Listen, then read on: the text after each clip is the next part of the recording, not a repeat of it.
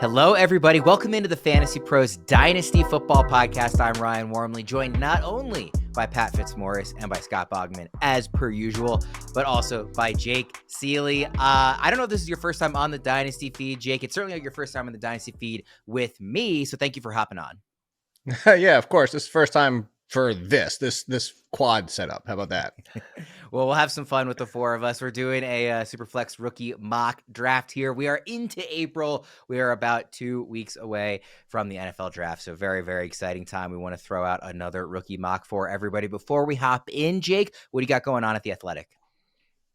Well, perfect timing because my rookie piece has been sitting here waiting until next week because that Dane Brugler guy, I have to wait for Brugler to get his beast out, and I can't put mine out until it comes out. So his is out. My fantasy spin on everything will be next week. And as a little sneak preview, I went a little crazy with the mashups this year. I just had a lot of fun with it. Like almost every player is a mashup of two players.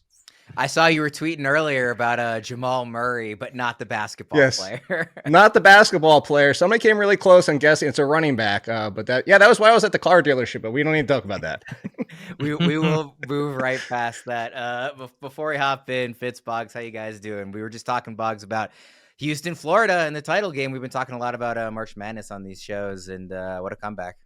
Yeah, I mean, H-Town, they are sad here in H-Town. I had a cousin that went to Houston. I have an aunt that was a teacher there and went there. So, yeah, they are disappointed. That's a scarring loss, too. That's one that you just do not forget. It was, up late, brutal down the stretch, and the big choke job at the end, too. So, not so much fun, but, D-backs and Orioles are playing right now, Worm. We're enjoying the baseball season as well. So I wouldn't say I'm enjoying it so far as an Orioles fan, but wait, I was going to talk about that whole basketball description. I was going to say, are you talking about Houston or Duke? Because that sounds like very similar. Live by the choke, die by the choke, right? I mean, they just did that to Duke and then had it happen to them. Well, we're ready for the draft. Let's go.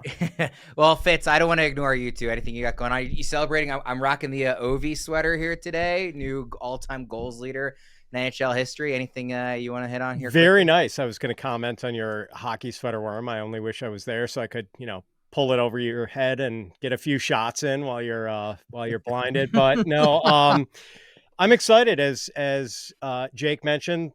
Dane Brugler's out with the beast. I'm going to dive into that tonight. Very excited about that. And my son just turned 18 today.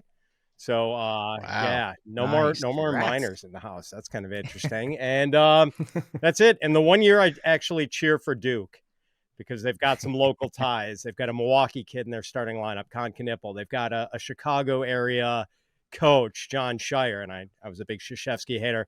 And, of course, they choke and cost me like 3 bracket pools. So what are you going to do?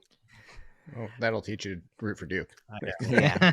Lesson learned. All right. Well, then that's enough prologue. Fitz has got to run so he can go kick out his kid now that he's 18 and not have to take care of him anymore. I do want to remind everybody that you can head to fantasypros.com/rankings for all of our consensus 2025 rankings. That includes dynasty and rookie rankings here, as we are just, like I said, a couple of weeks away from the NFL draft. We're going to be doing a 4-round SUPERFLEX rookie mock. So we'll go a little quicker because we got a lot of picks to get through. We're just going to stick with the 3 analysts doing these picks. I usually do picks on the show. I'm going to just host this one. So if anybody was really excited to see what I had to think, wait till a future episode. But we're going to go kind of alternate every 3 picks. So Jake will be pick number 1, then 4, then 7. Fitz will be 2, 5, 8, Bogman 3, 6, 9, and so on and so forth. Let's dive right in. Thank you, Jake. Let's dive right in. Somebody had to say it. And Jake, get it started with the 101. I know. I don't like this one. I wanted the 2 because somebody would make the decision for me. But even in a super flex, I will go Jeanty. Hey, there you go. I'll give you one of my smash ups. I called him Bijan Dobbins. There you go for a little comp there. The only concern I have is that he doesn't make a ton of people miss, but who cares? He's that elite that he runs through them anyway. Like Jeanty will be a top 10 running back right out of the gate. And we've already talked. I don't need to go too far. Fitz and I already talked with you a few episodes ago about that. We would even consider potentially top 5 for him. Yeah, I mean, this is one, right? Like Bogman, same thing. We don't need to waste time here. Like Jeanty's number 1, not making a case for a quarterback. So I feel like I've asked the same question every time we've done a rookie mock episode. And every time the answer is the same. Like, yeah, you're not really making a case for anybody else. No, maybe Cam Ward on a different year, but not this draft. Yeah. All right, let's go to the number 2 pick where maybe it gets a little more interesting. I'm going to take Omarion Hampton, and I'm not totally smitten with either Cam Ward or with Tetairoa McMillan. So I'm feeling pretty good about Omarion Hampton getting first-round draft capital. We've seen him connected to the Denver Broncos, which would be a really nice setup for him if he does go there. Sean Payton's backfield's always returned quite a bit of running back fantasy value. So I'm sold on Hampton. Powerful downhill runner with some surprising lateral agility, tested really well at the combine, or at least timed really well at the combine. And he's a pass catcher too. He's been really productive as a receiver the last couple of years in college. So Hampton at number 2. Bogman, does that kind of raise your eyebrows a bit seeing Hampton that high? I mean, I think the general consensus has been either Tet or one of the quarterbacks at 2, and Hampton's more in that 4 or 5 range. Or do you think it's pretty reasonable to have him as the 102? No, I think it's fine. In a super flex, maybe I'd question it over Cam Ward, but I think Hampton is so good. He would be at the top of most other running back rookie classes if that's what you're looking for. I think he's more of a sure thing than Cam Ward. So I think it's fine. What do you think, Jake, on Hampton? Yeah, actually, I could see it as well. I would lean Cam Ward, but I'm not going to call it crazy. I'll give you another one. I tossed out Breece Charbonnet. That's my mashup for him. So to give you some more mashups already. All right, Bogman, you mentioned Cam Ward. Is he your pick at number 3, or are you going a different position? Yeah, pretty easy here for me. I'll go with Cam Ward here. It's, we're doing super flex. I really think that he is the one quarterback I'm going to trust to be dropped in and started for the entire season this year. I don't know that. I mean, it doesn't mean that one of the other guys can't do it, Sanders or Dart. I'm just not 100% sold that they will. So for me, I think Cam Ward starts from day one. I think it's for Tennessee. I think the moves that they've made have been set up. Obviously not the greatest targets in Tennessee, but I think it'll get better throughout this draft. I also think that Cam Ward to me is easily the best guy here, and it's because of his, he does have the hero ball stuff that Fitz likes to talk about, but he can make every throw. He reads well. He really has a great feel for the pocket. Now, his feet get out from under him a little bit. He doesn't scramble as much as he probably could. There are flaws there, but I think he's pretty set in stone as a starter from day one. So he's a pretty easy pick here in a super flex mock. Listeners of this show already know how Fitz feels about Shedeur Sanders versus Cam Ward. Obviously, we know how Bogman feels. Jake, how do you feel about those two, strictly as prospects, not trying to gauge landing spot? I agree with the Ward situation because if Sanders is going to do it, he's going to have to do like a CJ Stroud, and it's going to be mostly with his arm. So if we're talking purely fantasy, whether you're talking about the NFL prospect or not, I'm going to go with somebody who has some rushing upside in Cam Ward. And honestly, you could see him kind of put like a Kyler Murray-esque type of season together, even as a rookie. That'd be ceiling, but he could do it. Sanders, I just, even if he started from day one, I just don't see him coming out of the gate throwing 4,000 yards and 30 touchdowns to get QB1 territory. Jake, let's stick with you for the pick at the 104. Yeah, I know Pat's not sold on this, but if anybody watched the show when you and I and he talked about it, I am on Tet McMillan. I do think the comparison I made at that time was kind of a Drake London. I saw somebody else make that comparison online recently as well, and that's really what it comes down to. I think he has that kind of ability, but honestly, the Drake London situation kind of tells you the risk. Like, he's not a guarantee depending on where he goes and depending on the quarterback situation, but I'm willing to take that gamble on somebody who I do feel is the clear number one wide receiver in this draft class. I think there's two guys right on his heels, but I'm willing to take that at 4. Yeah, Fitz, we've talked a bit about McMillan. I think you could justifiably make a case for him as high as 102 if you have a need at receiver. Like, I'm not really that interested in the narratives of him dropping in the NFL draft. I just think he's a really good player, and I'll be really happy to get him anywhere kind of in this range. Are you kind of still feeling similarly to that? Yeah, I would also take Tet if faced with the situation Jake is facing here at 104. I do think he probably is the best pure wide receiver if we're considering Travis Hunter sort of a hybrid player in this draft. And while I don't think he is going to be an alpha star receiver, I do think he's kind of a T. Higgins type. Like, he was a very good complementary number 2 who could be, a decent number 1 option for some team if they have more of an ensemble cast. Yeah, and Bogman, just quickly on Tet, like still wide receiver 1 for you. Like we're not, because I know there's been some talk about like, well, if the Browns take Hunter and they make him a full-time receiver, then Travis Hunter should be in this range. As of now, are you still taking Tet as that number 1 guy? Yeah, I mean, let's see it. If that's what the Browns do and they take Travis Hunter and make him wide out, then fine. I'll move him up to 1, but I don't know that that's going to happen. So, yeah, for me, Ted is still the number 1, and it's what these guys said. I think he's good in either scenario. He can go to a team and be a number 1, or he can be a T. Higgins and really be a 1B. You know, a lot of mocks have him going to Dallas right now, and I think that would be a really good fit for him because double coverage is going to be rolled to Lamb, and he gets a lot of one-on-ones. So with that frame, I think it'd work very well for him. All right, let's go to the 105. Fitz, you're on the clock. All right, I will take Shedeur Sanders here. I'm a little worried about Shedeur landing in a spot where he doesn't have a clear path to being a year 1 starter at any point. That is my concern here. I still prefer him to Cam Ward in terms of just, if I were an NFL GM looking for my next quarterback, I would want Shedeur over Ward. And I think Ward might have the higher fantasy upside. He probably does have the higher fantasy upside, but I feel like there is a worse chance of Ward reaching his upside than there is of Shedeur.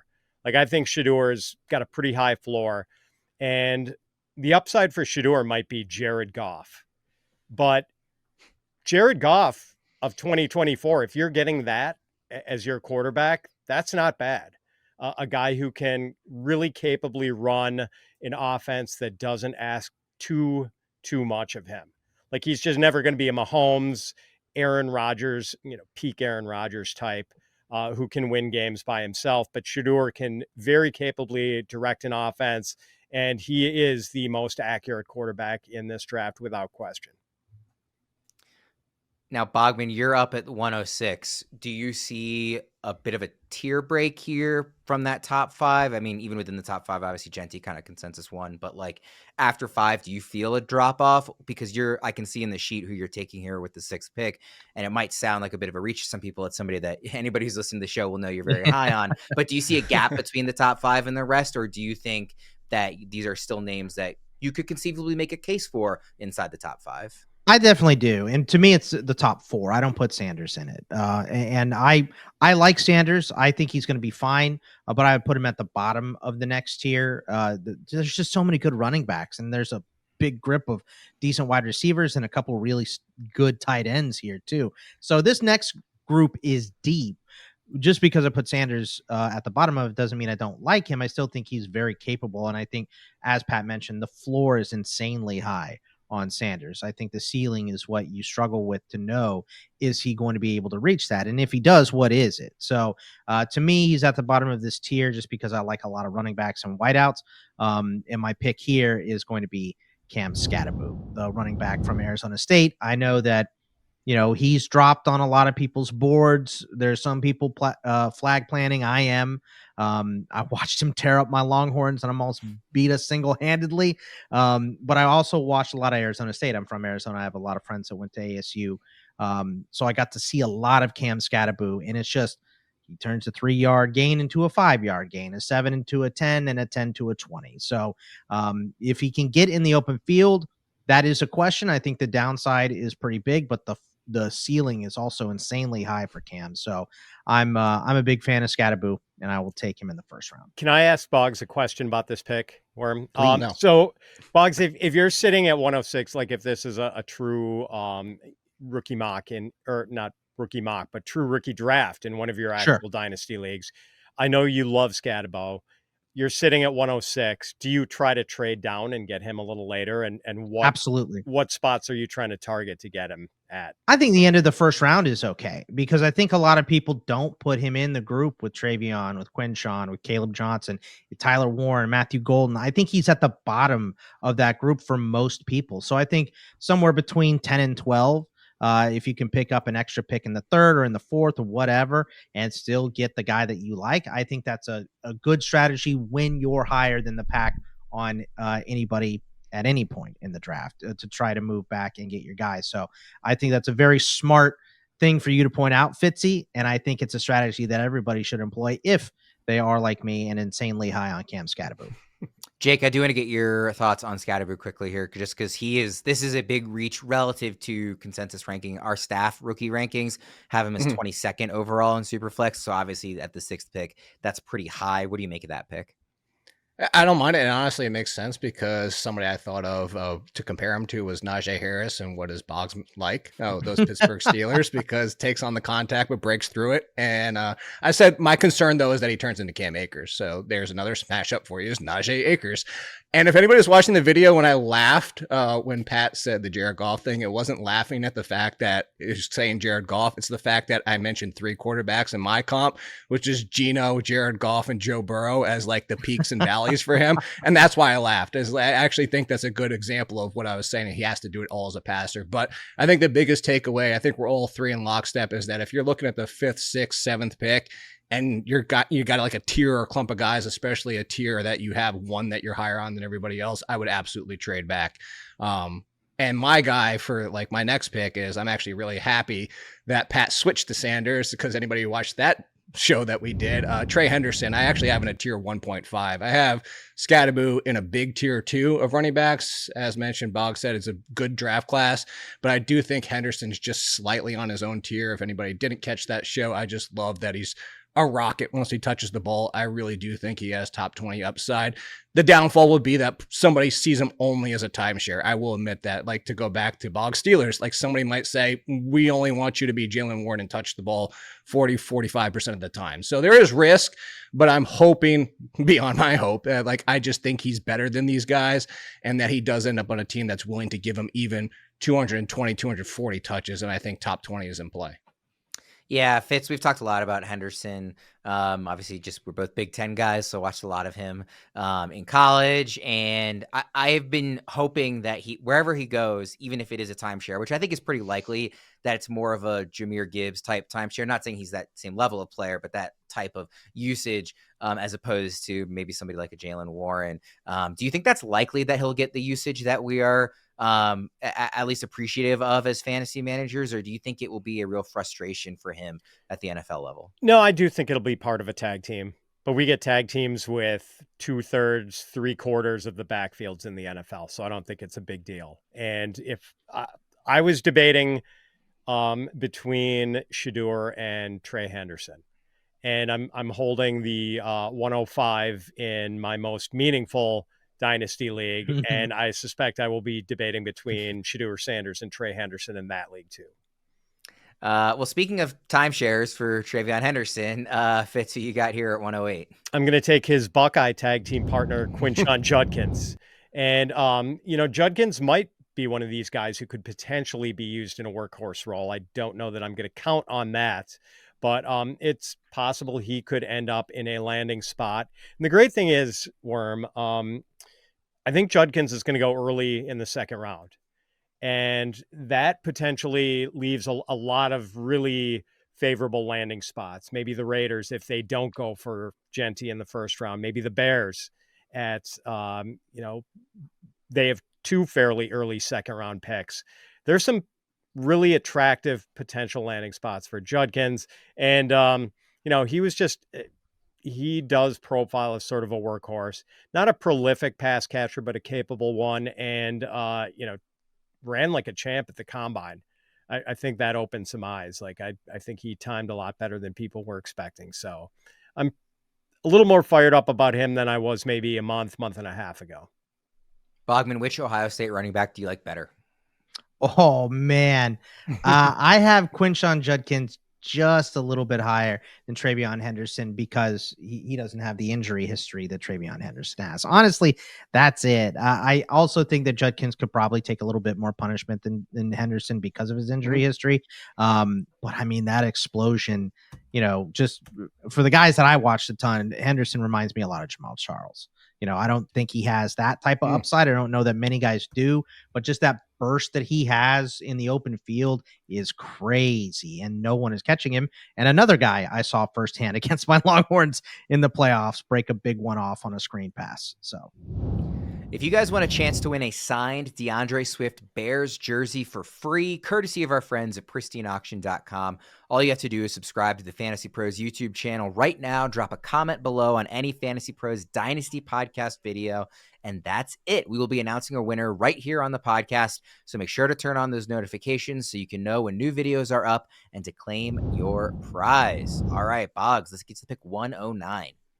Yeah, I'm going to go with Kaleb Johnson, and I'm going to make it a sweep of these really good running backs here. I think, this kind of ends a tier as well. Kaleb Johnson, hulking monster back that drags carriers, obviously has a lot of experience, a ton of carries last year for Iowa, 240, 1,537 yards, nose for the end zone with 21 scores. I think the concern for Kaleb Johnson, for the people that have concerns, is obviously Iowa, not a heavy passing offense, doesn't have a big route tree, not very good at, or experienced, I guess I should say, at pass blocking either. He obviously has the frame to do it. So, none of these guys come in perfect, but I do think that he is a plug in and give this dude 15 touches a game at least. And I think he could be leading your team, whoever drafts him, in carries this season. So big fan of Kaleb Johnson. And I think, the running backs are very good still deeper into this class, but I do think this ends a tier. Fitz, was it the right move to go with a fourth straight running back, or would you have started to consider a different position at that point? Really tough call there. I certainly would have considered Kaleb Johnson, but I think you could have arguably gone in a couple of different directions. I have no problems with the Kaleb pick. All right, let's go to the 110. Jake, you're on the clock. And this is where I would take the gamble on Travis Hunter, because now you have some of the bigger names that tear off the board. And if, he does only play wide receiver or maybe a handful of corner snaps instead of the other way around, this is a win, because when I was saying somebody right on the heels of McMillan, one would be Hunter, and there's another one that we'll talk about at some point later. But when it comes down to Hunter, is like, maybe some people are concerned about his frame, but I think he has like peak Calvin Ridley season upside, honestly, and on the right team. I saw that made Boggs smile over there. So I feel good about the fact that if he somehow plays the majority of the snaps at wide receiver at 10, he's going to be a supreme value. The only reason, as Boggs said earlier, the only reason we're not talking about him the first 5 picks in the tier 1 is because we just don't know what the team's going to do who drafts him. I mean, if we got some degree of certainty, Jake, that he's going to be a full-time receiver in the NFL, is he the second pick in rookie drafts? How high is that ceiling just in terms of where we're drafting him if we have that certainty? I'd still narrowly take McMillan, but I would open up the conversation for Hunter to be the one. I would put them basically 1A, 1B. If you want to take one and argue with me the other, I wouldn't have a problem with it. So for me, non-Superflex, I'd say Jeanty, McMillan, Hunter, or Hunter, McMillan, whichever you want to go. Superflex, we already had that conversation. I would still toss Cam Ward into the mix, but those would be my clear top 4 one way or another. Bogman, I feel like this is, I think, the third one of these rookie mocks we've done, and I think Hunter has gone in the third round in one of them, in the second round in one of them, in the first round in one of them, kind of all over the place, because it's almost a game of chicken, right? Who is going to take the swing and believe that he's going to get enough work to be useful? But I think over the last couple of weeks, we've heard more rumors that more teams have him as a primary wide receiver on the board. So I think him climbing up boards is not surprising when you take in that context, but I mean, this is why I don't like doing drafts before the actual NFL draft. I like doing my rookie drafts after the NFL draft. So I know where all these guys are, what the team context is, because it does matter for their fantasy value so much, obviously. But, for Travis Hunter, if you're making him a prime wide receiver, he goes to number 1 for me. I think Ted is very good. I think he's in that same group with Ted, right? Very small group, but I would have Travis Hunter at number 1. I would love to see him put everything into wide receiver for fantasy, but I think any team that takes him should let him go both ways just to see if he can do it. About a month ago, the one GM who came out and said he saw Travis Hunter primarily as a wide receiver was the Browns GM, Andrew Berry, right? Berry, yeah. So it was Berry who said that because he thought the best attribute Travis Hunter had on either side of the ball was just his ball skills, his ability to play the ball. And, he thinks you get to use that a lot more as a wide receiver than as a cornerback.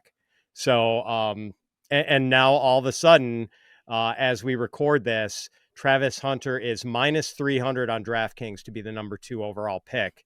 And that's where the Browns are sitting. So if that comes to fruition, if they only had a quarterback. Yeah, exactly. That's the rub there. But I feel like the Browns is the one I'll be most confident in the receiver play. Like even if other teams come out and say like we believe in him as a receiver, I just feel like I can imagine myself in the first week of May doing a real rookie draft, just in the back of my mind being a little bit worried. Like it's hard to shake the idea of that maybe they try him out in training camp on both sides and now they're splitting it, or maybe he pushes to do it and he gets hurt because he's taking on the extra workload and reps. Like I do wonder when I'm actually on the clock in these drafts if I will have the stones to actually make a pick in the first round. But I mean, obviously the talent is undeniable. Yeah, we talked about this, like whether it just seems like it's easier for a team to use him primarily as a cornerback and give him partial snaps at wide receiver if you're trying to limit his snaps on one side of the ball, because if you're using him as a full-time wide receiver and part-time as a cornerback, suddenly some wide receiver is destroying your defense. And are you going to have the willpower to say, nope, we only use Travis on in dime packages? Like it's going to be really hard not to put him on the field and have him go up against that corner or that wide receiver who's killing you. It's like Shanahan says with CMC every single year. Oh, we're going to limit his usage. We're going to ratchet it back, blah, blah, blah, blah, blah. Well, they didn't do it ever. And then he wound up missing most of last season, right? Or, so it's a Tawny. You want him as the hitter, maybe you get him as the pitcher. Yeah. Sure. Yeah. Exactly. I don't know. We'll see. I mean, obviously where he goes, we'll play a lot into this and the sort of quotes we start hearing early on after the draft. But I mean, I love the pick, and I think it's smart to be bold, especially once you get past that like top tier guys. But I also just knowing myself, I think I might play scared a little bit when it comes to Travis Hunter. All right, Fitz, let's go to the 111. All right, I'll go with Tyler Warren here, and I don't think there's that much of a gap at all between Tyler Warren and Colston Loveland. And I've even been tempted to move Loveland ahead of Warren, but it does seem like Warren has the better chance to go earlier. And even though his production came kind of late in his college career, he had an excuse. There were some really good tight ends at Penn State ahead of him. The way this guy just goes on a rampage when he has the ball, it's very Kittle-esque. And, not only that, but he can throw on gadget plays. Penn State gave him the ball on runs. There are a lot of ways he can do damage for you in fantasy. So I feel pretty good about him as a late first round pick. Jake, do you like Warren or Loveland better for fantasy? Honestly, this is another 1A, 1B for me, but I'm also, and this might give opportunities to my other draft mates here, I'm kind of out on both, just because I feel like there might be a little shade from last year with what happened with Bowers. I'm not disagreeing with Fitz at all, but I also look at the production of Penn State, and I'm kind of like, we just had Theo Johnson, which was talked up the same. We just had the surprise of Brenton Strange, and like he was behind both of them. And I know he was behind both of them, but a lot of the arguments were like, well, Miles Sanders, and like, well, Miles Sanders turned out to be fun for a year or two. I'm just worried he's not any better than Theo Johnson, honestly. So to say that, like, it's not a slight to Warren, it's more the value of what you have to pay to get Warren and Loveland this year. And that's probably why I would be out on both. I don't think it's a bad pick. I'm just not in on them this year. How dare you? Not better than Theo Johnson, Jake? How dare you? Bobby, in what ways? Tell me. I mean, I just think the offense opened up because Colton Nicky came in and Drew Allard took a big step up. So I think you saw those other guys playing in some bad offense. I also think Theo Johnson just straight up slow. So body control is great. Don't think he has the speed that Tyler Warren has. Okay, I'll give you that. Theo Johnson with speed. So there you go.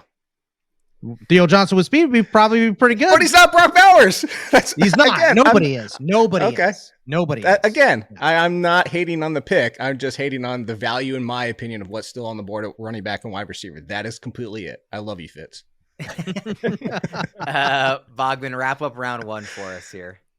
Well, it's tough. It's splitting hairs between Matthew Golden and Luther Burden for me. So I'm going to go ahead and take my Texas guy, not because he's a Texas guy, but because I do think that the more mocks you see, the more of these insiders you see talk, he's probably going to go in the first round. If he goes in the first round, he's probably going in the back end, which is towards some better offenses, right? If he gets past my Steelers, hopefully, then, where could he land? He could land with the Chargers he could land with the Rams or the Ravens or the Commanders or the Bills or the Chiefs. Like, there are just better options in the back end of the first round for Matthew Golden in terms of offenses to enter than, going to Tennessee or Cleveland, where, it's just a question as to who's going to be the quarterback, and it's probably going to be a young guy regardless. So for that reason, when we're splitting hairs between these wideouts, I will take Matthew Golden slightly ahead of Luther Burden.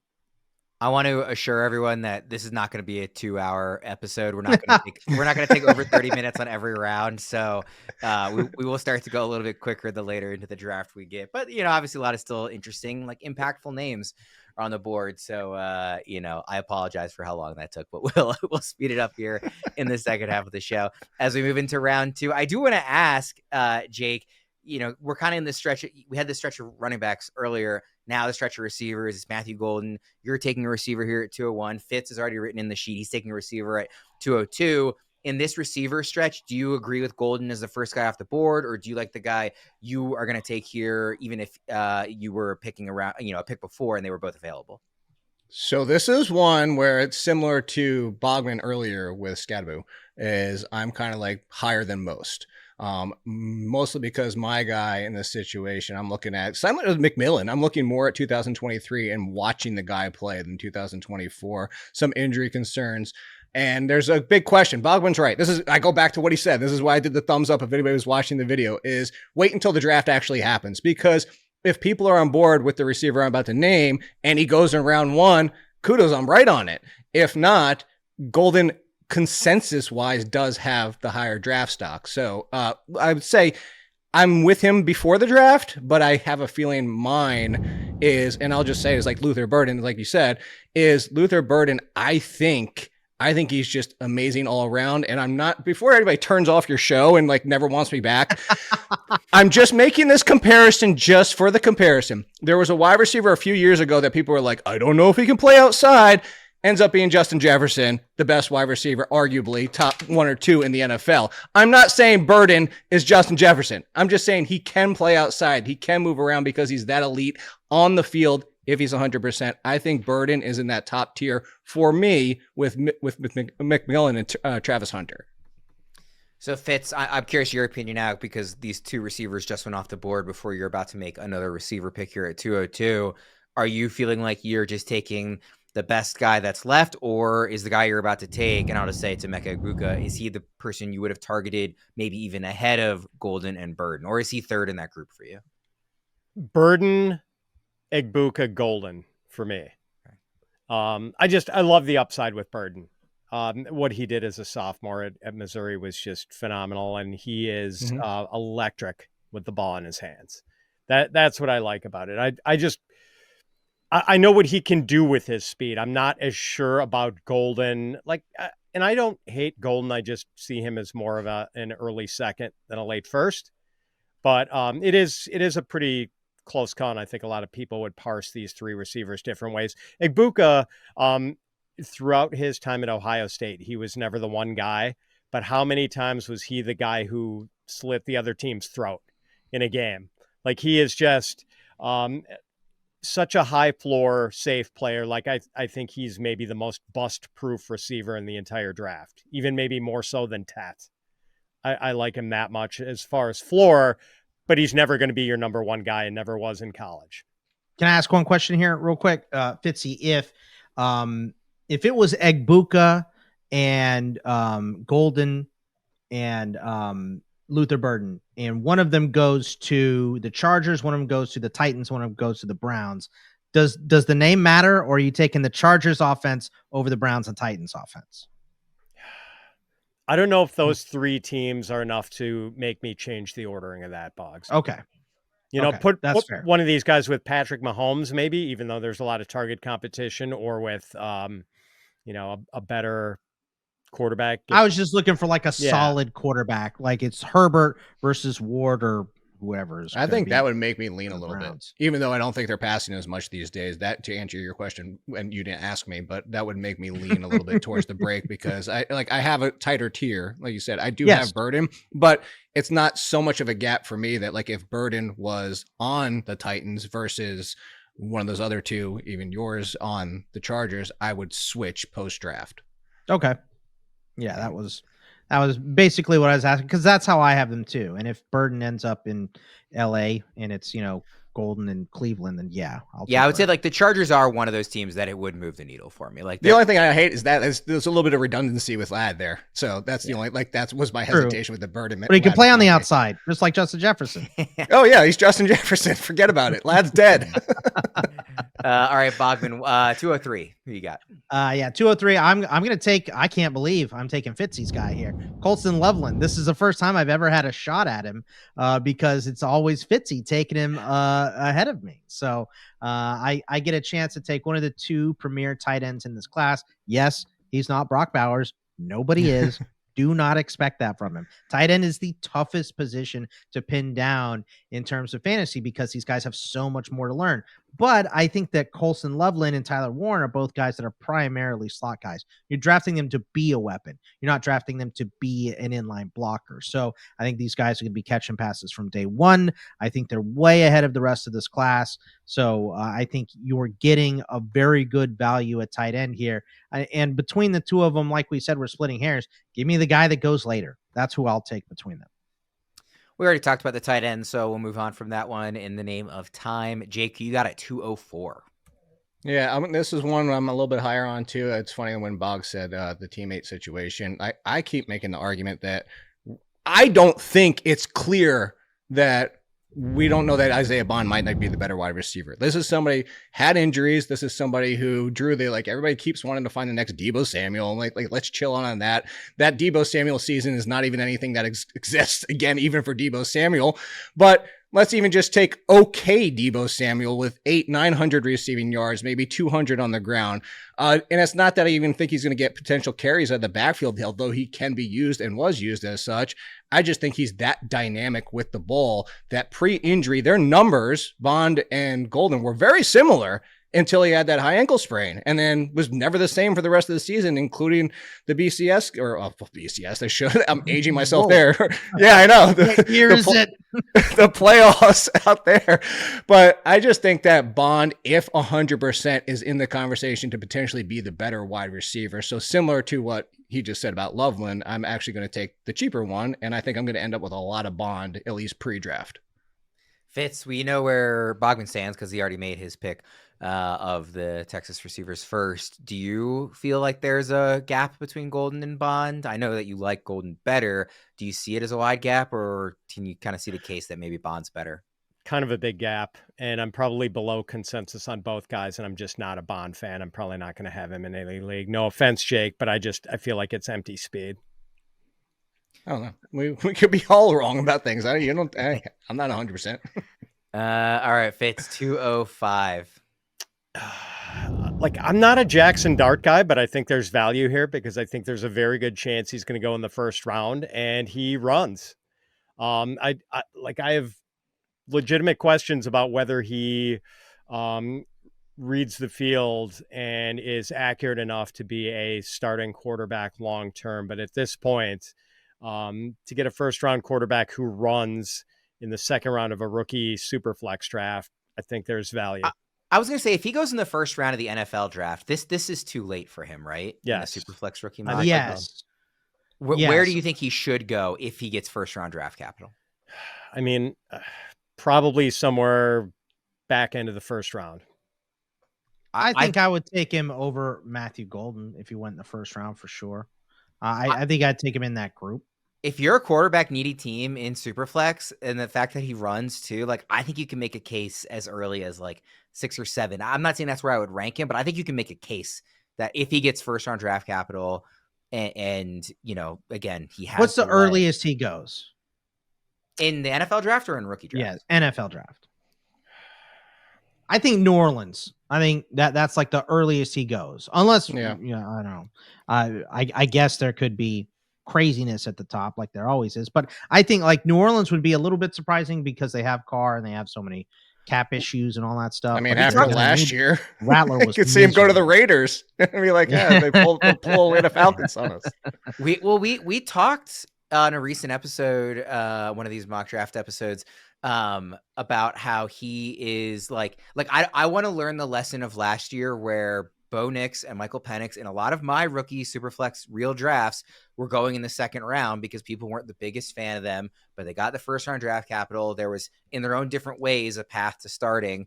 And now they look like real values as second round picks in those drafts. So like if Dart is a first round NFL quarterback, I don't want to let him get to the second round in a Superflex rookie draft. Where he goes in the first round, maybe that's more up for opinion.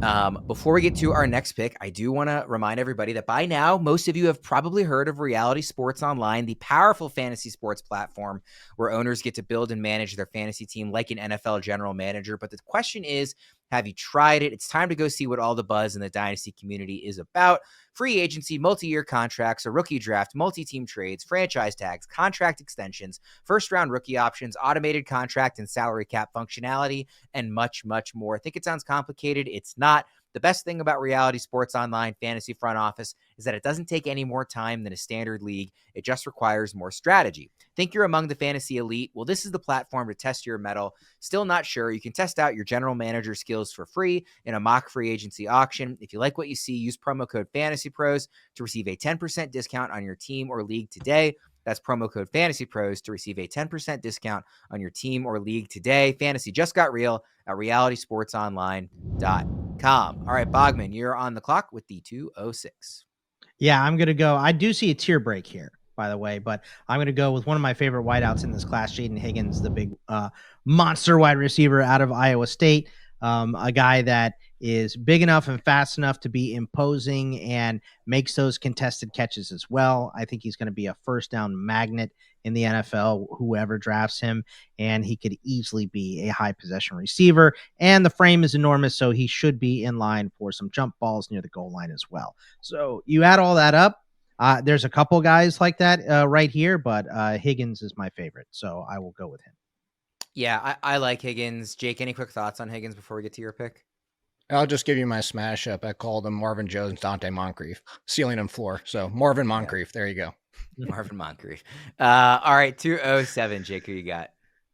So, I know that everybody probably saw the tweet where the last 5 years, 89% of the players invited to the draft get drafted in the first round, and Jalen Milroe got drafted. I would love to say that as of today. He got invited, and I'm not saying he's guaranteed to be first round, might be second, but I'm willing to, at this point, we are in a super flex. I would not be taking him if it wasn't.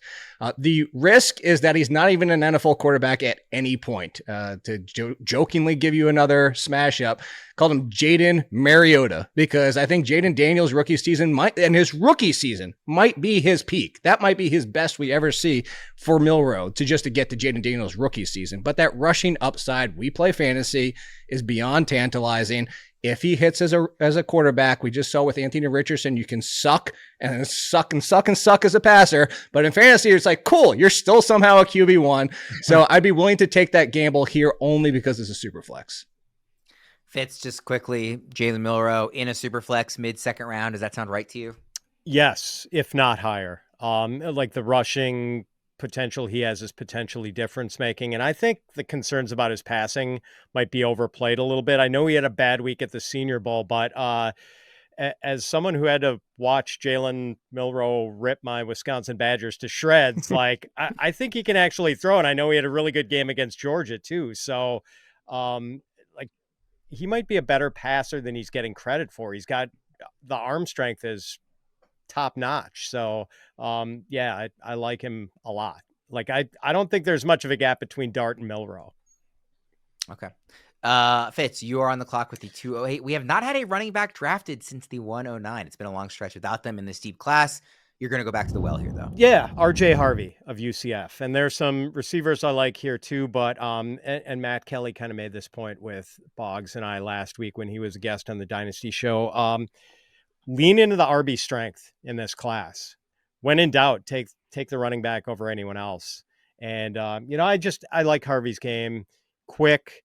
His jump cuts are just phenomenal. Really good vision. I think he's pretty underrated. And I know he's kind of an older prospect. I think he's going to be 20. He's either 24 now or will be 24 this season. I don't really care at running back because we're looking at the first 3 years, and anything you get beyond that is gravy. Jake, is RJ Harvey the right running back for after that top 5? Close. I initially had him in my tier 2. I knocked him out a little bit. Just some of my concerns about him is already stated. I think my issue is that he might be Duke Johnson at best, and that's of course not a fault for there's a lot of Duke Johnson stands out there, but that the NFL, just because of how deep this class is, just gonna be you're stuck your entire career, you're just gonna be stuck as that change of pace pass catching option, which is going to conversely, when we get to my pick 10, sound a little hypocritical, but that's just my concern with Harvey. There are a lot of Duke Johnson stands out there, for the record. It's a weird number of them. Bogman 209. Yeah, I'm going to go back to the wide receivers here. I'm going with Alec Mater. I like him almost as much as I like Higgins, maybe just a little bit less. Another very productive wide receiver with some horrible quarterback play at Stanford. I mean, 1,000 yards in 23, 831, 6 touchdowns in each of those games, or in each of those seasons as well. So I would love to see him paired with a good quarterback to see what his absolute ceiling is here, but a guy with size and speed and just muscles the ball away from people. Just a bulldog out there. A lot of fun to watch, good motor. Obviously a smart guy, went to Stanford. So I like Mater here. Jake, let's get to the running back that you were alluding to here at the 210. Yeah, like I said, it's going to sound hypocritical, but I'll take Dylan Sampson. He is a tier higher than me. I just think there is more of a likelihood that the team looking at him seems kind of like that James White potential, where we're going to make sure that you're involved. We're going to make sure you are the pass catching option, the elite option in that game side of the game in a timeshare situation. So I think out of the gate, at least in my opinion, again, we're nitpicking with some of these running backs, and I have him in tier 2. RJ Harvey's in tier 3, and I might be wrong about that. Again, I'm not 100% with these things. I just think there's more of a guarantee that, for me, it just feels like a team drafting is going to be you're our day one timeshare piece. RJ Harvey might be you get a few, break glass in case of emergency, and then, okay, a J.D. McKissick is another name that came to mind for him, where I see there's a little bit more of a James White for Dylan Sampson. Again, nitpicky, but you can see why I kind of have that difference.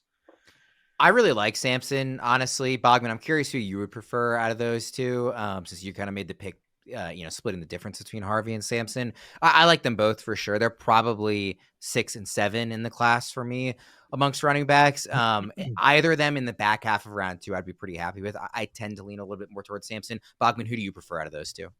I have Harvey 1 spot ahead of Sampson. So I think my concern with Sampson is that he's Devin Singletary. He has more wiggle, I think, than Singletary. Does he have that getaway speed? I'm not sure. But he definitely makes a lot of guys miss. But so does Harvey. I think the concern with Harvey is size a little bit. So I don't have him. I know, like Matthew Kelly last week, Fitz mentioned, was real big on Harvey. I know D-Bro's really big on Harvey as well. I'm not there, but I'm not a hater by any stretch of the imagination. So those guys both, I feel like there's big fan clubs and haters for both of those running backs, by the way. Yeah. I feel like there's we're setting up camps one way or the other. Fitz, are you kind of feeling the same with those RBs?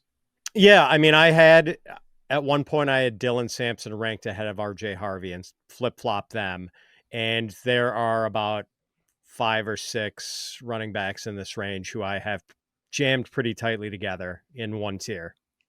Let the draft capital tell you, because if it's Sampson goes in round 5, Harvey goes in round 3, that tells you what the team thinking drafting both are. So let's be for the cluster that is this running back group. Just let that be the tell. And once again, Bogman, that's 3 times now. Wait for the draft until you take your rookies. Yeah, please. And we've got a couple more running backs coming off the board here to round out round 2. Fitz, who do you have with the 11th pick this round? Devin Neal of Kansas, really smart, productive runner who also catches passes. I could see him used as a committee back. I could see him used as a third down back. But every time I watched Kansas, I was really impressed by Devin Neal. And then with the 12th pick, Bogman? I'm going to go with DJ Giddens, bigger back. I like him better than all of the guys we just mentioned here. I think he can catch the ball out of the backfield too. Consistent producer at K-State. I think he averaged over 100 yards per game in his whatever, 24, 25, 26 starts, something like that. So just a lot of production. We've seen him do it before, and he can take more carries than a lot of these guys. So I'll go with Giddens here at the end. Before we get to round 3, one last reminder for everybody that our Dynasty Rookie Draft Simulator lets you complete a mock in minutes with no waiting between picks. Customize your league settings to match your league's exact format. Premium subscribers can test trade scenarios by mocking with their traded draft picks. Prepare for rookie drafts and Dynasty startup drafts in one place. Use the Dynasty Rookie Draft Simulator to dominate your rookie draft today at fantasypros.com/simulator. All right, guys, we got 2 rounds left. Like I said, we will go a little bit quicker here the later we get into this thing. Jake, 301, who are you taking? Yeah, I'm going to go Jack Besh. I think that the easy from so many people comp is Adam Thielen, but I also think that's what makes him so smart and so reliable that he can immediately step in as somebody's number 2, playing more inside than out, but that he can be like even Jarvis Landry from day one. I think that he has that opportunity on the right team. Yeah, I really like Besh, especially like getting him in the 3rd round. I think is great. I mean, this class is deep. It's maybe not as top heavy as last year, but there are names on the board that I still really like, truthfully, and well into the 3rd round here, maybe even into the 4th. Fitz, 302. Where are you going? Damian Martinez, running back, Miami. Productive first at Oregon State, then at Miami last year. He's a big back who almost runs like a scat back at times. Like, he's really elusive for a bigger dude. And like every time I watched him, I kind of marveled at how hard it was for defenders to hit him squarely. And in that regard, he reminds me just a little bit of Le'Veon Bell when he was at Michigan State. Wow, that's high praise. Bogman, 303, a pick. Justin Jefferson and Le'Veon Bell on this episode. That's right. Yeah. They're all coming here. Tre Harris for me, the wide receiver out of Ole Miss. Good deep threat. Probably not as fast as people want, but good tracking the ball, good at making contested catches, great with the ball in his hands as well. Had some injuries last year. I think that's why he's fallen down the boards a little bit. This is a pick that Debro will love. Debro, Jake, I don't know if you're aware of this. We've talked about it a bit on the show. Debro has Tre Harris as his 9th player in Superflex rookie rankings. Do you see the case for where Debro is coming from? That obviously he's not here to defend his kind of outlier. Of course not. So this is a mashup of Romeo Doubs and Alec Pierce for me. So I'm a little bit lower. I think there's an opportunity on the right team, but I think he's going to be, and when we're talking about 3rd round, a lot of these players are going to be, I think he's going to be offensive dependent. I think on the wrong team, we're not even going to be considering him in fantasy for a year or 2 or even 3. Fitz, what do you think just quickly about that high ranking from Debro on Harris? We have argued about that, Debro and I. He's not that fast. I worry about his ability to separate at the NFL level. Okay. 304, Jake, you're on the clock. I love it. I debated 2 players here, and one was I was kind of going for team makeup because I have 2 wide receivers already. I'm going with Trevor Etienne, and it's funny, earlier when Boggs said Singletary, that's actually one of the names that came to mind for Trevor Etienne. I like his ability to cut and slip through, but there is the concern that there are limitations to his game. He's not as explosive as his brother. So I think at this spot, I'm willing to take a gamble on Etienne that maybe a team gives him a timeshare out of the gate, and maybe it's even the lead of the timeshare. I don't think Etienne is somebody we've talked about a ton in these mocks, Bogman. What do you think about him? He's okay. Honestly, I haven't done a full write-up on Etienne yet. She's just been banged up a lot. So switched That's different schools too. So I don't know. He's just been wildly inconsistent. You can see the upside there. I just don't know how much field time he's going to get. Fitz, you're taking yet another running back here. That's a few in a row for you. Obviously for these different teams. Who are you going with here at 305? And I'm surprised he's still around the way he melted stopwatches at the combine. Bashal Tootin. Yeah, I mean, like, I do think some people are sort of double counting the speed. That is why we liked his prospect profile going into the combine. Then he did what everyone knew he was going to do. He ran really fast. So, but like, there is a potential for him to be a, very productive right away because of the speed. I don't think he's going to have a huge role in an offense, but I do think he's going to be an effective part-time contributor. Jake, what do you make of Tootin? Just because I think he is somebody that fell, not like a drastic fall here, but I do think I agree with Fitz. He went a little later than I expected given the speed. What do you make of Tootin? So I'm looking right now. I'm in the same tier of like ETN, Giddens, Gordon, who I don't even love. But like my biggest concern is that for all of his speed, and like Fitz said, maybe he's getting double counted for that. He just hesitates too much. If you told me stop hesitating, Tootin, I would have him much higher. But I just think for his, like, I don't know if he's in his own head, but like, just go, dude. You have the speed. Why are you dancing behind the line of scrimmage and then getting tackled for losses? Bogman, you're up. Willie Parker syndrome right there. I saw a lot of dancing behind the line for Willie Parker. I'm going to go with Eli Arroyo. The tight ends, there are some decent ones here. There's two that I still like, probably 3 or 4 that I would draft in rookie drafts. But Eli Arroyo, not a ton of college production. I think he had fewer than 50 catches in his collegiate career here, but just an explosive playmaker. When the ball is in his hands, he is incredible. High motor, always is doing something. Not the best blocker. I mean, he started his career pretty skinny as a wideout, so he bulked up to get into this position, to play this position. And I mean, he leaves it all out there. So a bit of a ball of clay, but I still like a lot of what Arroyo does. Jake is on the clock with a 307, and he is about to make the pick of the entire draft. The pick with Tai Felton? Oh, I knew you were going to be excited about this one. Look, everybody's excited about Golden and what he ran, and everybody remembers Xavier Worthy. Well, okay, why not Felton? And I know he has the consideration of, is he going to be a day one starter on the right team?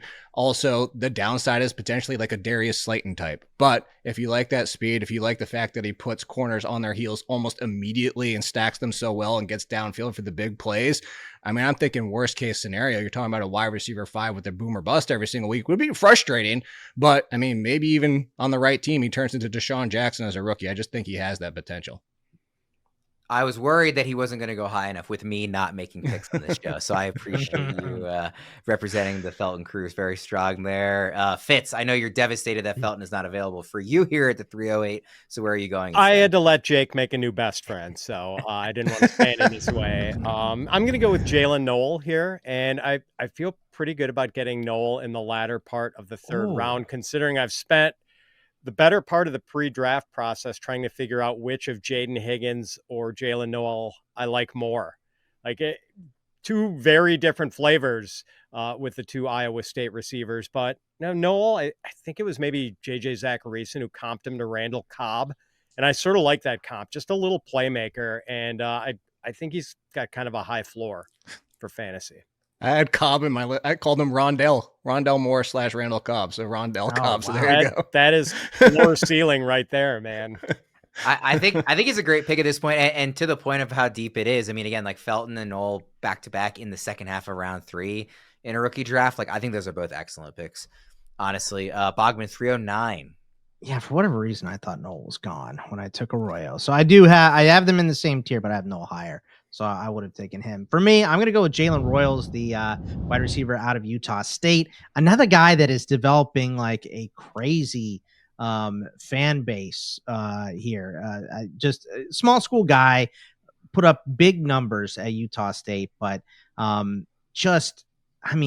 all the physical tools to be very, very good. I think we question, the competition that he played, obviously, but I think this guy can come in as a 3rd round pick, 4th round pick, potentially in the NFL draft, and be a big contributor immediately. I think him going somewhere where they're desperate for a wideout like New England or something would be outstanding. Let's go to the 310, Jake. Yeah, I actually would have considered Royals if he was still there, so I'm just going to go back to speed. But all this 10 team might not have a player come day one between Travis Hunter, Dylan Sampson on the wrong team, and Tez Johnson, who might get murdered on the first play because your best case scenario, you're hoping for kind of a Tank Dell, but he might be Kadarius Toney, the bad side of things, where you have to manufacture touches and he barely sees the field because he is small and he struggles obviously versus strong corners, but that speed for days and on the right team again might have to be manufactured touches. But I think you could have some wide receiver 3 or 4 upside, but it's a risky pick. Let's be admitted about that. Fitz, what do you think about that Tez Johnson pick? Yeah, boy, it's another one of those things where yes, like I wanted to see him run a much better time than he did, but like he's not a bad football player. So reasonable shot in reasonable time in a rookie draft to take a shot at Tez Johnson. Who are you taking with the 311? I am going to take Mason Taylor, the tight end from LSU. And, I like Mason Taylor well enough as a tight end prospect. But then I see where Daniel Jeremiah and Dane Brugler have him in their prospect rankings. And like, he's a top 50 prospect for both of those guys, maybe even top 40, I think, overall of any position. So they might even be seeing something in Mason Taylor that I'm not quite seeing. And I do like Taylor. Good bloodlines, by the way, the son of former Miami Dolphins sack artist Jason Taylor. Bogman, let's go to the 312 to wrap up the third round. Yeah, I'm a really big fan of this guy, Pat Bryant out of Illinois. Big kid, 6'2", great. It's like a first down, auto first down every time they throw him the ball. He's got a huge frame to box out, huge catch radius as well. The motor on anything he does is insane. Blocking, catching, ball in his hands, motor. So I really respect the work ethic, and I think he's a very good athlete. So let's go with Pat Bryant here. We've got one more round to go here. Not necessarily a lightning round, but we'll move pretty quickly through these last 12 names. Jake, who do you have at 401? Yeah, a little bit of the sleepers getting more late hype in Jaden Blue in the running back, mostly because I think it's obviously limited on his ability, but I think you could get what we hoped Keaton Mitchell should be, or maybe what we got from Tariq Cohen back in 2018. And if so, you're talking about Tariq Cohen was an RB2 that year, but obviously more in a pass catching situation, half and full point PPR. Fitz, 402. Harold Fannin Jr., the tight end from Bowling Green. And, I don't know if Fannin's going to play on every down. And, he's kind of a move tight end, but 117 catches for 1,555 yards last year in college. Like, this guy can catch the football and do business after the catch. Bogman? I'm going to go with Brashard Smith, the running back from SMU. Converted wide receiver, still working on it, but showed a lot of very good flashes at SMU last year. So he comes in as a bit of a project. So you have to understand that if you're drafting him. But, there are plenty of guys that switched to running back late in the process and were very, very good at it. And he seems to be one of them. So we'll go with Brashard Smith out of SMU here. Jake, you're up with the 404. Yeah, Xavier Restrepo, I think, is getting a lot of hate for his time and his obviously his testing, but I think it's in that conversation with like a Jack Besher or Pat Bryant that I think is just getting way too much hate for what happened with his running. Fitz, you're up with the 405. Jarquez Hunter, the running back from Auburn, just really productive against big-time competition. That's how deep the running back class is. There's some years where I think Hunter would easily be a top 10 back, and I don't think anyone has him in their top 10 this year. Shouts to Josh, our dev, who has been mentioning Hunter for a long while. We shout him out every time he gets picked on one of these mocks. If I'm the Felton guy, he's the Hunter guy. So shouts to Josh. Bogman, 406, you're up. This one's kind of difficult, but I'll take the risk. Let's go with Savion Williams. I think he is exactly Quinton Johnston, which, Quinton Johnston, all the athleticism to be a first-round pick, but just steel frying pan hand. So hopefully Williams can work on that because, the speed, the size, the length, this dude has got it all. It's just, if the parachutes don't go off, what's the point, right? So work on the hands, and if the hands can come around, I think he's going to be worth way more than this. Let's go to Jake for the 407. Yeah, at this point, I'll take Ollie Gordon. I know there's a lot of concern about, dude, just stay on your feet. But, if you're talking about the speed that comes with the size, I think on the right team as a lead, hopefully, kind of like a Latavius Murray type, I think we could find RB2 or 3 value on the right team. Fitz, you're up with the 408. Jordan James of Oregon, who I think he just turned 21. Yet another guy who put up good numbers against big time competition in the Big Ten. Just a really decisive inside runner who just sees the hole and then charges through it. So another testament to how deep this running back class is. Bogman, 409. Yeah, it's going to be Kyle Williams, wide receiver out of Washington State. I think he's probably going to go in the third round, just extremely fast. I do think he might be stuck as a slot guy because of his size and, the fact that these corners in the NFL are going to be way, way more physical. So I think he's probably going to be stuck in a certain role, but I think he can perfect it. There's plenty of slot guys with tons of value. So like Kyle Williams, getting him here. One pick left for each of you guys. Jake, who's your last pick in this mock? A very similar running back, and it just takes the right team to like him. Raheem Sanders, good size, good speed mix. Obviously, the injury changed a lot for him in college, but if somebody sees more of what potentially could be like Carlos Hyde, which again would be super peak value for him, but there's a chance he's also only Marlon Mack, I think, at this point, and depending on who takes the gamble on him in the NFL draft, he could have some appeal. Fitz, I do want to pause on Sanders for a moment just because he's somebody who had a lot of pedigree. In the last couple of years before this season was considered like a potential first round pick in rookie drafts. Obviously has fallen a bit, or significantly, I should say, not just a bit in terms of his stock. But what do you make of Sanders at this point? Yeah. I thought he was going to be a star early in his career back when he was at Arkansas. It just like the size, man. This is a good class for big backs. One of those guys who would not shock me at all if he wound up playing a prominent role somewhere, and here he is going in the back end of the 4th round. Bogman, just any quick thoughts on Raheem Sanders? Yeah, I mean, big physical back. I think, worst case scenario is he ends up as a goal line back or a short yardage back. And, but upside is a guy that can take a ton of work. So I think he's a good value here. All right, Fitz, the 11th pick in the 4th round. Speaking of big backs, Taj Brooks, running back, Texas Tech, goes about 230 pounds. And this dude can thump. He's shown he can handle a big load, and maybe one of the best pass blocking backs in the class, which doesn't get us fantasy points, but does keep you on the field in the NFL. Bogman has been itching to make another homer pick, so take us home here with your last pick. Quinn Ewers. It's a super flex, guys. Quinn Ewers. I mean, honestly, you could take any of the quarterbacks that are left here. It's Ewers, it's Howard, it's Gabriel. That group, even maybe Riley Leonard if you like him well. But I think Quinn Ewers is my guy. Obviously, I think he has all the tools to make all the throws and be a good quarterback. My question for him is, can he stay on the field? Right.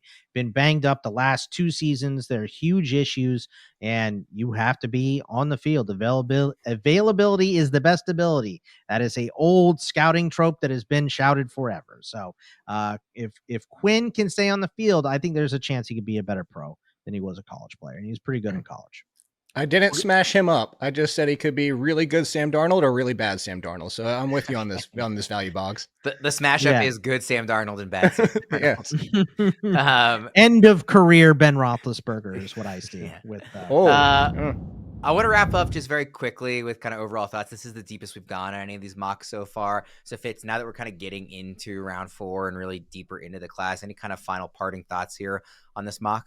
Yeah, we're seeing the ridiculous depth of this running back class when we go 4 rounds and don't even have a guy like Kyle Monangai picked, who I know Boggs and I love, who's just like, he doesn't catch passes, but man, he is just a little Tasmanian devil. And there were a couple other guys like Woody Marks. Yeah, LaQuint Allen, I would say most. A guy who was a ready-made pass-catching back. Donovan Edwards, like, this draft class is just lousy with running backs. Any other kind of parting thoughts here, Bogman? Yeah, I mean, I think Noel was the best value in this draft here. Great work there, Fitzy. I wish there were more quarterbacks to pick from. There's a big group of them where if you have a 5th round, a 6th round, you're getting them in there. But the running backs are so good, like Fitz mentioned. And I took a bunch of wide receivers in here that I think slipped because the running backs are so good. So I think this running back class really pushes down the bad quarterback class in a decent wide receiver class. I think some of these wide receivers are going to be pretty good value.